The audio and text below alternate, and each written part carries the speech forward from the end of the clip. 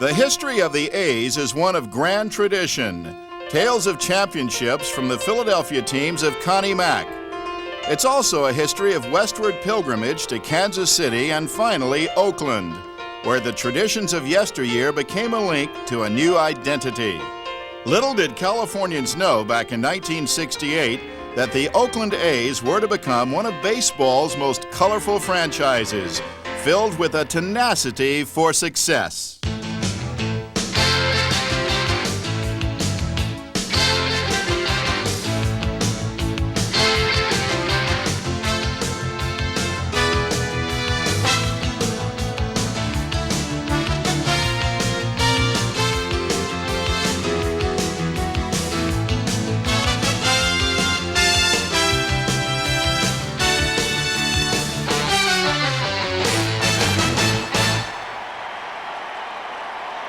The all-time A's, a 25-year salute to baseball in Oakland. During the 1991 season, fans were asked to vote for their all-time Oakland A's dream team, the players they felt were Oakland's finest over the past 25 years. This reveals the results of that poll, the runners-up and starters for the all-time A's. Most of the players chosen were from recent teams, but several were picked from Oakland's championship clubs of the 1970s. The style and aura of those early Oakland teams emanated just as much from their colorful personalities as their ability on the diamond. We won the division 5 consecutive years, and we did it with a lot of flair. You know, we were a brash group of guys, and we had the long hairs and the mustaches, and we were an outspoken group of characters. You know, in our ball club, we did a lot of fighting. You know, we fought in the clubhouse, we fought in the buses, we fought in the airplanes and the hotels. But what made news was we were doing all this and still winning world championships, and that's what made the big news. They won the series in 1972, 73, and 74, spurred by their united discord with Charlie Finley. Our one common bond was that it's like we were fighting the owner, Mr. Finley himself, when we took the field. And we took it out on the opposing teams. We felt as though we were going to win. I think our opponents felt as though they were going to be beaten when they took the field with us. We learned to lose together, we learned to win together, and now we're winners and nobody can beat us. That's the way we felt. The self-confidence of true champions. Oakland's dream team starting pitchers. John Blue Moon Odom, runner-up in the fan voting for Oakland's all-time starting four. In the 72 series, Odom fanned 13 Reds in 11 innings. Who was Cincinnati? I don't know Cincinnati. I know the town. Who was Cincinnati? I knew we was Oakland. We was the best. Ken Holtzman, also voted runner-up, contributed to 3 titles. His World Series batting average, .333. There's a sharp ground ball, base hit by Holtzman. That ball's hit well, it is carrying, and there's the goal. Another second-team finisher in the voting, pitcher Mike Moore, also a big hit in the Fall Classic. And it's hit in the air to center field, and Butler races back, and it's over his head. Henderson comes in to score. Weiss is being waved in. He scores on the first hit by an American League pitcher since 1979 in a World Series game. In 1989, Moore went undefeated during the postseason, 3 wins, no losses. He also led the A's in strikeouts and won a career-high 19 games. Standing tall among the all-time starting four, Bob Welch. After 10 years with the Dodgers, Welch was traded to the A's. I spoke to Dave Stewart like the day after I was traded, and Stu and I were good friends with the Dodgers and remain good friends. And he just told me to prepare myself to get ready to come up here and play on a great baseball team. You know, he told me that I would fit in and get an opportunity to do some things here that maybe I've never done before. Yeah, you got to be thinking fastball here. Maybe that pitch, that mystery pitch to Fisk. Wow, got him. In 1990, using fastball and forkball, he won the Cy Young Award. Welch only lost 6 games and set an Oakland single-season record for victories with 27. In 1971, Vida Blue, at age 21, took the American League by storm. Vida just had a year, and the first full year, he was Cy Young winner, he was Rookie of the Year. Now, those are two things that are hard to come by. Well, you only get one shot at Rookie of the Year, but he won it hands down. He could throw a baseball harder than anybody I'd seen. I had two 1971 dimes that since then I've lost. I might have used them for a phone call, I don't know. They were symbolic of what I was attempting to do, which was to win 20 games. He won 24 that year, and in 7 seasons with the A's, Vida won 17 or more 5 times. Another Dream Team starter, Dave Stewart. Here it is. Ground ball, right of second. Gallego is over, has it, throws. He's out. Stewart with a triumphant gesture. Dave Stewart's 20th victory. A signal moment in a career of signal moments. Here's the windup, now the pitch. Struck him out, a swing and a miss on a curve, and Stewart pitches a gem, a one-hitter. The Blue Jays 1 out left here. 5-0 A's. Swung on, high drive, center field. Dave Henderson signaling, it's fine, it's fine. It is, and it's a no-hitter for Dave Stewart. He compiled 20-win seasons 4 consecutive times, a feat accomplished by only one other Oakland pitcher, another member of the A's all-time starting 4, Jim Catfish Hunter. Among Oakland's all-time leaders in victories, shutouts, and strikeouts, his command of the strike zone was nothing short of legendary. Catfish was, he was like a surgeon out there. He had a good slider, a good, halfway decent fastball, but one of Catfish's assets was his control. He could hit the glove out there no matter where the catcher put it, he could hit the glove, and he was smart. He moved pitches around, he changed speeds, and he was just a great pitcher. I mean, he's probably one of the better pitchers I've ever seen, play on ball clubs that I've been on. Hunter's perfect game at age 22 in 1968 foretold his potential. A farm boy from North Carolina with the charm of a diplomat, the moxie of a bank robber, and the skill of a surgeon. If you had a game that you want won, you'd want him to pitch it. His World Series achievements rank him among the top 10 in 5 categories. At his Hall of Fame induction, Catfish acknowledged his nickname's creator. You say Jim Hunter now, nobody really recognized that name, but when you say Catfish, everybody remembers it. Thank you, Mr. Finley, for the nickname. The A's honored Catfish in 1991 by making him the first Oakland player to have his number retired. Hunter used the occasion to mingle with old friends. He's got a ball. Do you think you can throw it to him? I'm done. I was done before I started. Oh, Raleigh, you can't pitch with that tape on your fingers now, Raleigh. Don't come out here with a tape on your fingers. Go ahead. Easy, TD. Easy. There you go. You remember Rudy when he first came up? Wouldn't nobody play catch with him? Few would mind catching a red-hot pitching staff of Stewart, Blue, Welch, and Catfish. Speaking of catching, here's Oakland's all-time greats. Terry Steinbach, voted starting catcher on the all-time A's, a steady performer. Rock solid behind the plate. And he's running. The pitch is taken. The throw to second is perfect, and he got him. A drive to deep left field. Hit way back. Tell it goodbye. In 1988, during the All-Star Game in Cincinnati, Steinbach spearheaded the American League by connecting against Dwight Gooden of the Mets. There's a drive into right field, and back Strawberry all the way back, and it's out of his glove and over the wall for a home run. Terry knocked home another run with a sacrifice fly and earned the All-Star MVP trophy.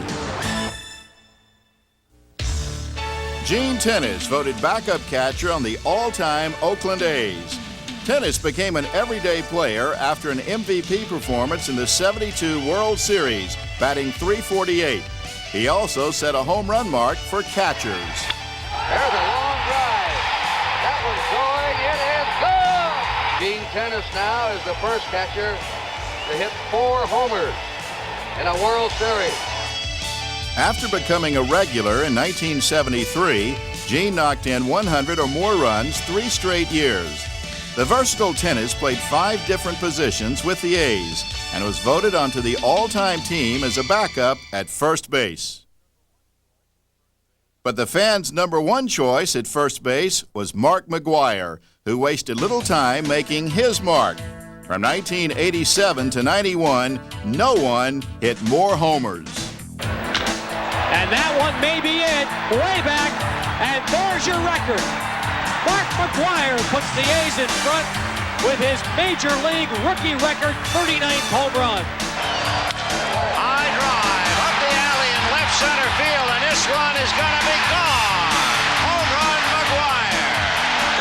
McGwire hits a high drive deep to left field, way back, grand slam, Mark McGwire.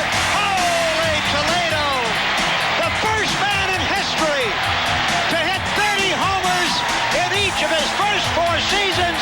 Mark this in your memory book. A Gold Glove winner and perhaps the best fielding first baseman in A's history. Although through the years, the A's have certainly had many infielders elite.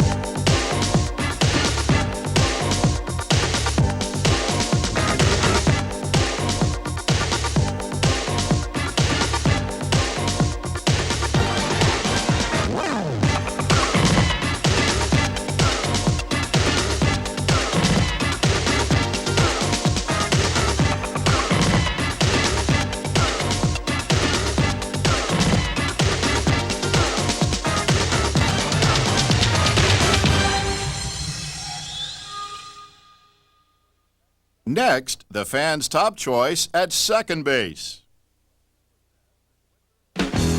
Few possessed a quicker or slicker approach to baseball than Mike Gallego. Only 5 foot 8 inches tall, but a mountain of a man defensively.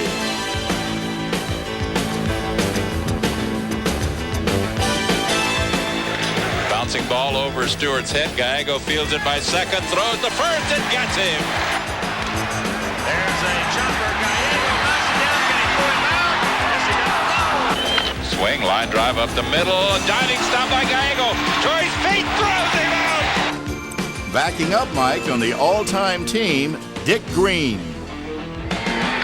Drive to Green. They throw back to first. Double play. Ground ball to Dick Green.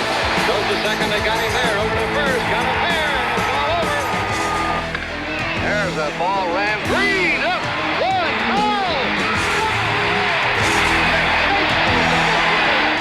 goal. In 12 years with the Athletics, the great fielding Green played every infield position. Helping turn those double plays with Green was Oakland's all-time shortstop. Bert Campaneris, Oakland's offensive catalyst with outstanding speed and a knack for stealing bases. His spectacular glove work was indeed a sight to behold. Campy was a great shortstop. He was a great fielder. He was quick. He was a good leadoff man. He knew the game. He could bunt. He could move people around. Drive in the right center field. Rusty Staub is not going to be able to get to it. Watch Campaneris go. He can really motor.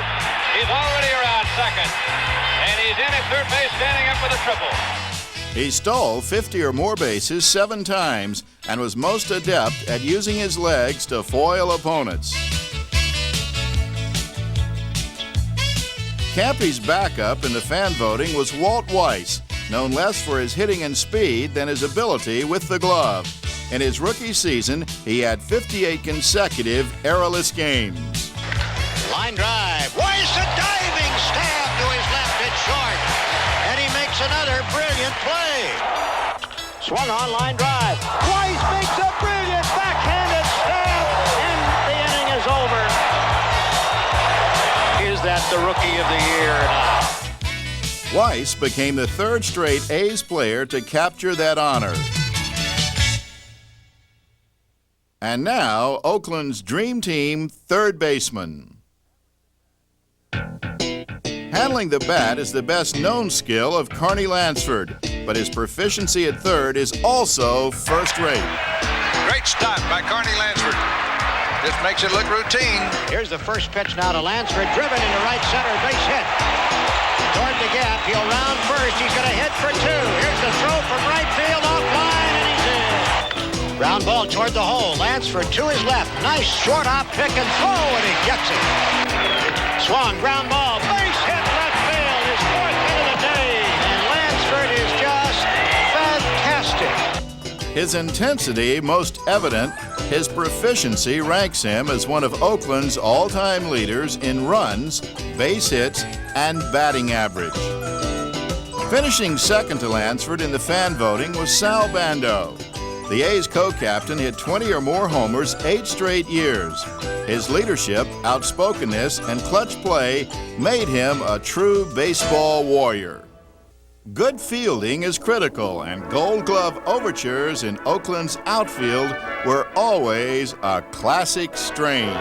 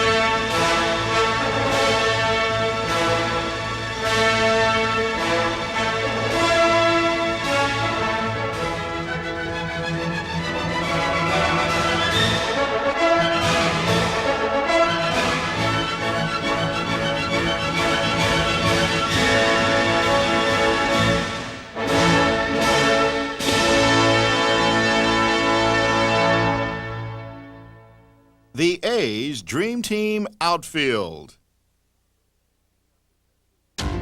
When speaking of defensive gems in the outfield, it's obligatory to cite the fielding prowess of Joe Rudy, who swung his way onto the all-time A's team as a backup. Rudy was at his best in the clutch. There's a long drive to deep left, that ball going, and it is caught by Rudy! Tony Armas, another runner-up in the fan voting. 1980 was his most productive season, 32 homers. Swung on a high drive, hit to deep left field. It's way back, and it's goodbye. He hit more homers from 1980 to 85 than any player in the league. Another Dream Team runner-up, They don't move to Hindu. the popular Dave Henderson, a solid performer with a penchant for hitting home runs in the clutch. Henderson hits the first pitch high in the air, deep center. It is gone! Dave Henderson homers to dead center field, and the A's win over the Yankees 3-2. It might require a stretch of the imagination to deny that the most talented leadoff hitter ever is the fleet-footed Rickey Henderson. The most prolific base stealer in baseball history was voted starting outfielder for the all-time A's.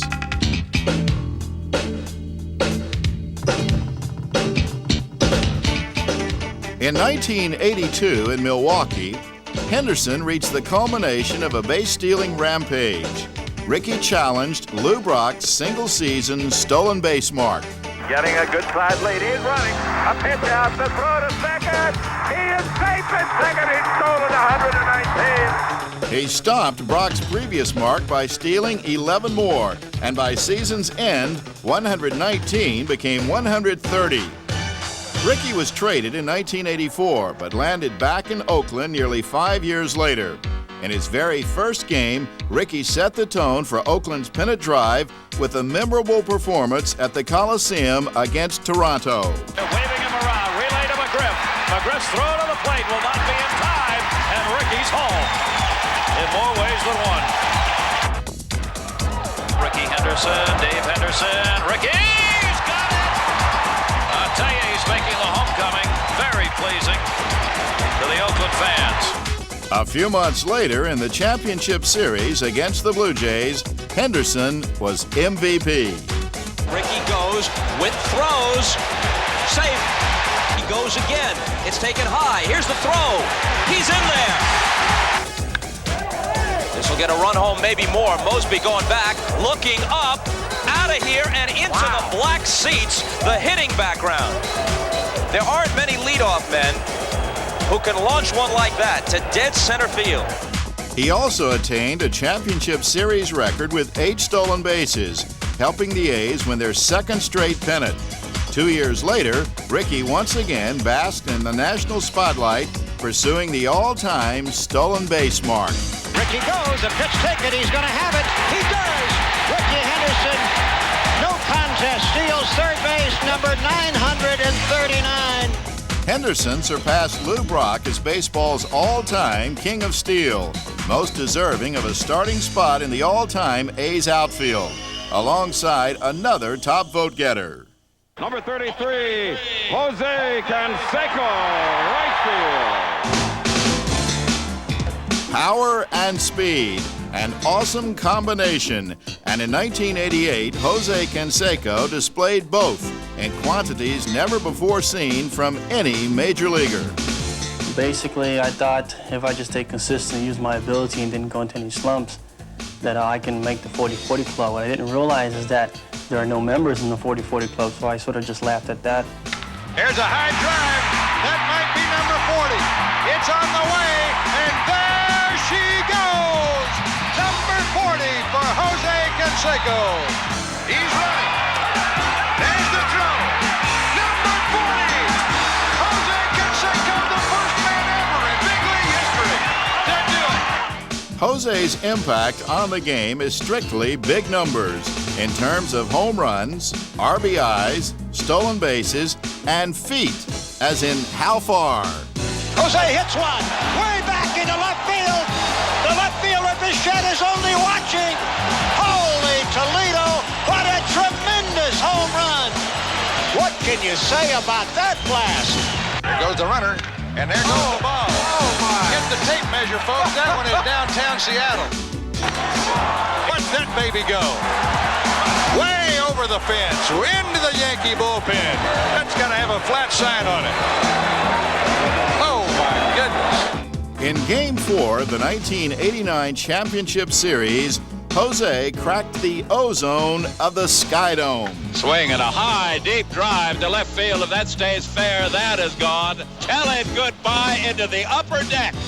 Cito Gaston still can't believe it. A prodigious blast from a Ruthian member of the all-time A's starting outfield, Jose Canseco. The final member of the all-time outfield triumvirate, Reggie Jackson. When I was a young kid, I was a great player. There's a long drive. Jackson has hit it all, and it is gone. I had more talent than most players. Reggie Jackson dives. Has he got it? He has. 99% of them. And so for me, all I had to do was have a good year, and I was going to be in the top 5 or 10 in Most Valuable Player award. There's a long drive to deep left going and gone. The kind of power that he has, he can hit some of the longest shots in baseball. And I was going to be named to the All-Star team. And it was just fulfilling the God-given ability that I have. Reggie Jackson, a fine all-around player. Doc Ellis threw me a high slider. Out over the plate, really a good pitch to hit. Bingo, it went a mile. Way up, it is off the roof. That hit the transformer up there. I've done some awesome things. I was Top Gun for a while. Reggie said goodbye to Oakland after the 1975 season, but his return in 1987 marked a triumphant ending to a great career. It was Jackson's 21st and final season. In a game at Comiskey Park in his last at-bat, Reggie bowed out with typical flair. Broken bat up the middle, base hit, Reggie Jackson. His last hit, number 2,584, a sunny October day in which Mr. October said farewell to the game he nurtured for 2 decades. I would compare my career to a farmer. You planted a beautiful crop. You got up every day at 4 in the morning and you went to bed every night at dusk. It rained when you wanted, sunshine when you wanted to. And when you loaded up your truck and went to market, prices were at an all-time high. On the way home with an empty truck and a pocket full of money, you'd be smiling.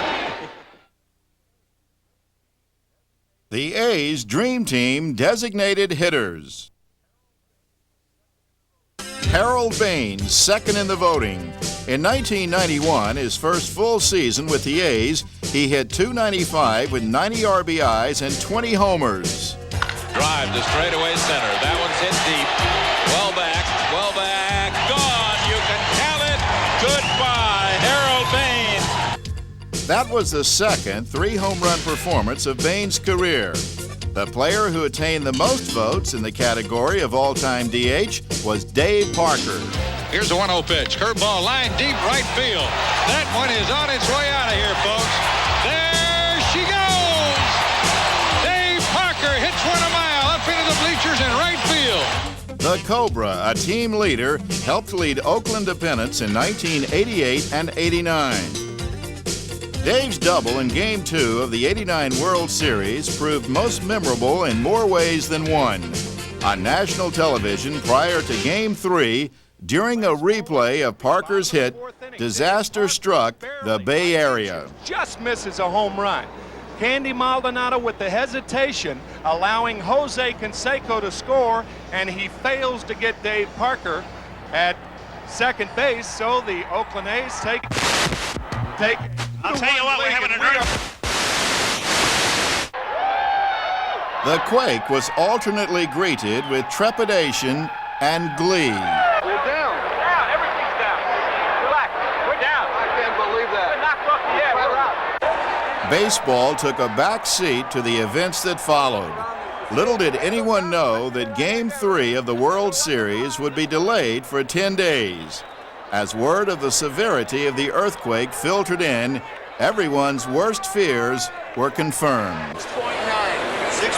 That's a major Bay Bridge collapse. Went 20 feet of the bridge, went in the water. The pictures were sadly graphic. Millions in damage. Dozens lost their lives. And the World Series would have to wait as the Bay Area regrouped. We are postponing the game because there is no power in the stadium.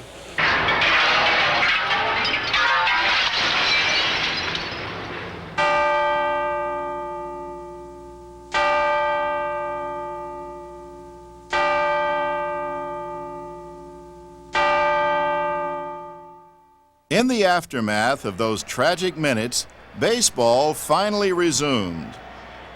On hand to throw out the first pitch, the individuals of the Bay Area who saved lives with their heroic efforts. The healing process had begun. All were certainly thankful that one of the most chilling pages in World Series history had mercifully come to a close. Oakland's all-time managers. Dick Williams piloted the Oakland A's for 3 seasons, winning the World Series twice. To the young A's, Williams was practically paternal. I enjoyed playing for him tremendously. I loved Dick Williams. When he left, I literally cried because I just felt, he was almost like a father figure to me with the years that he was there. And like I said, he sort of helped us grow up and become a team. After winning the World Series in 1973, Williams left Oakland because of his differences with Charlie Finley. In 1980, the A's hired Billy Martin, also runner-up as Oakland's all-time skipper. Under Martin, the A's began the 1981 season 11-0 with an aggressive style called Billy Ball. Pulling double steals, playing hit and run. Decoy in the catcher is flaky, but it's fun. Billy Ball, A's baseball. Billy Ball. You blew that call. Get back in the dugout. He's gonna get in trouble. Just you wait and see. You're out of here. Why is everybody always picking on me? Martin turned things around from last place in 1979 to a division title 2 years later. Billy was certainly a favorite, but the top vote-getter as all-time A's skipper is Tony La Russa. In La Russa's second full season with Oakland, he was voted Manager of the Year as his A's ravaged the American League. Here's the pitch. Swing and a miss. He struck him out, and the A's win their 12th in a row. A new franchise record for the Oakland Athletics, surpassing the 11 that opened the campaign in 1981. The A's have 13 straight. Strike three called. Backdoor slider. 14 straight Athletics. They win it 3-1. The momentum never swayed, and by season's end, La Russa's 1988 A's had attained another team mark. Strike three, swinging. The 88 season is all over for the Oakland A's except for the playoffs. 104 victories for the A's this year. An Oakland record for wins. For La Russa, a pennant followed, and then two more. Under Tony's guidance, the A's had done something quite special. Oakland had achieved the best record in baseball for the third straight year, an accomplishment even the legendary Connie Mack would appreciate.